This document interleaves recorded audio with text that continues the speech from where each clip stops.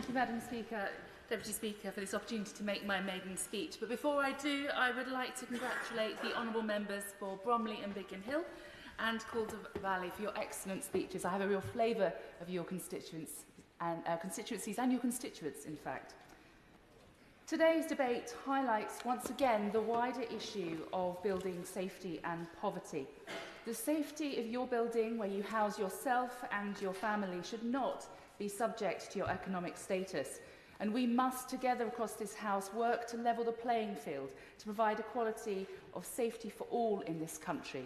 There is clearly much work to be done to achieve this, and I am grateful to the Minister for noting that we will have an opportunity to further discuss this issue at a future date.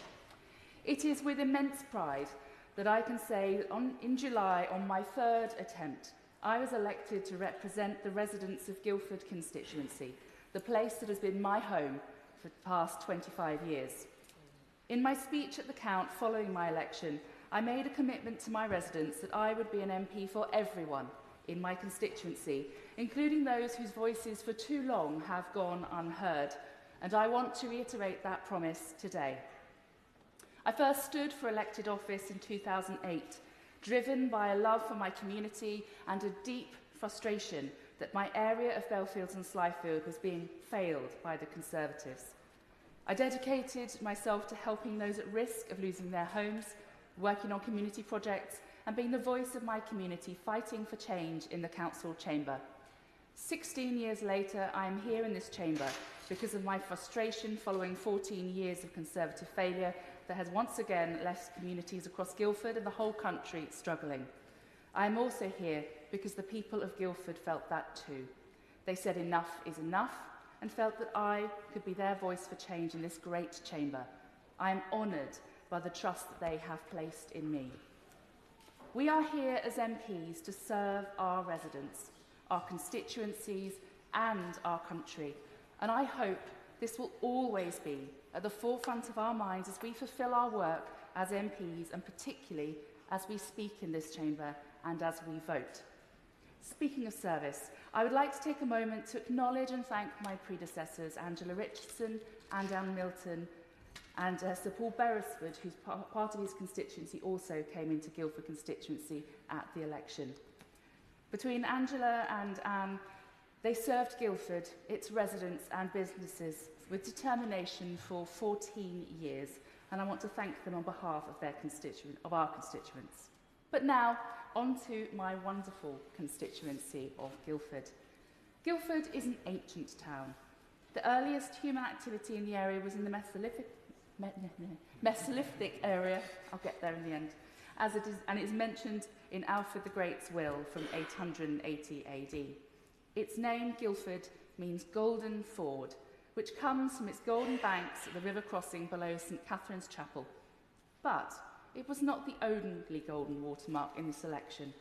In June, we saw a golden tide of Liberal Democrat MPs, 72, elected across the country, 6 of us in Surrey. This victory is a message of change for our country, and I am very much looking forward to working with my fellow Lib Dem MPs, particularly on the issues of Send and Thames Water. As an MP, I am especially committed to addressing the cost of living crisis that is continuing to push too many into poverty, trapped by crisis not of their own making.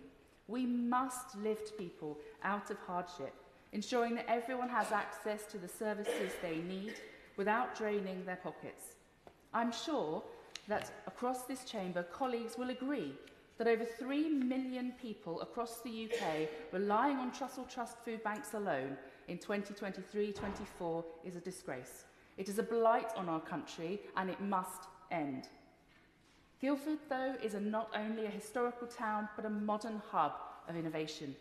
Once often referred to as the Hollywood of the computer gaming industry and home to many high-tech businesses at the cutting edge of envirotech, defence, space and more. Our town is a tech hub that draws on the legacy of our constituency, of Ada Lovelace, the mother of computing, who lived at Horsley Towers in my constituency for many years, and of Alan Turing, whose childhood home was in Guilford, and whose genius we continue to honour through the Alan Turing Institute at my alma mater, the University of Surrey. My constituency is also blessed with breathtaking natural beauty.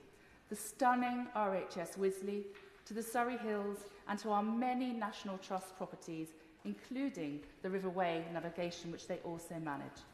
As MP, I am committed to balancing the continued evolution and success of my town and surrounding villages with the protection of the natural beauty of my constituency for generations to come. That is why I will be championing in this House the cause of cleaning up our rivers. The River Wey, which flows through the heart of Guilford town and through our villages to the east of my constituency, has been the lifeblood of Guilford for centuries. It is central to Guilford's identity, its history, residents' leisure time, and its future. The levels of pollution being recorded in our river month after month are disgusting, and it is impacting the health of nature, animals, and residents. It is time to clean up our rivers and bring to an end the stories I too often hear on the doorstep of residents becoming unwell after going in the water. For example, just one example, I met a coach of a children's cricket team early this year who shared how in 2023 his young team went for an end-of-season celebratory dip in the River Wey. Every single one of those children became ill after going in the river. Madam Deputy Speaker, I want to end with two final thoughts. My first comes from my time studying music at the University of Surrey. It taught me the importance of harmony, both in art and in life. It is my sincere hope that together in this chamber over the coming years we can create a symphony of voices, change the divisive rhetoric of the last few years and restore public trust in politics and politicians. If we do not, I worry about the future we leave for future generations. And finally, I want to express my deepest gratitude to my friends and family, and particularly my husband Chris and my sons Reuben and Josh, who have supported me every step of this journey to this place and continue to walk it with me. Without their love and encouragement and occasional campaigning skills, I would not be here today. Thank you, Madam Deputy Speaker.